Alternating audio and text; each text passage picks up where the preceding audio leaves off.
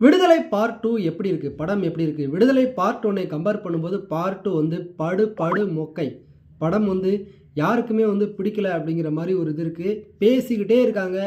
ஆரம்பிச்ச இடத்த விட்டு நகர்ந்து வேற பேச்சு பேசுறாங்களா அப்படின்னு பார்த்தோம் அப்படின்னா, சமகால அரசியல்னு சொல்லிட்டு அந்த அரசியல் மாவத்தான் அரைச்சுக்கிட்டு இருக்காங்க. அத விட்டு தாண்டி வேற எங்கேயும் வந்த மாரி தெரியல.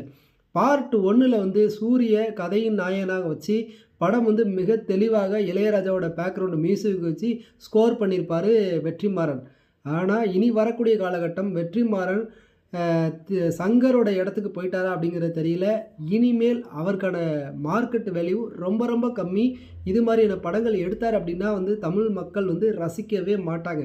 ரசிக்கக்கூடிய சீன் அப்படிங்கிறது ஒன்றுமே கிடையாது. பிக் பாஸில் விஜய் சேதுபதி பேசுகிறது எல்லாமே வந்து இங்கே விடுதலை பார்ட் 2ல பேசியிருக்காரு. விடுதலை பார்ட் 2ல பேசுனது தான் பிக் பாஸில் பேசுகிறாரான்னு தெரியல. அவ்வளவு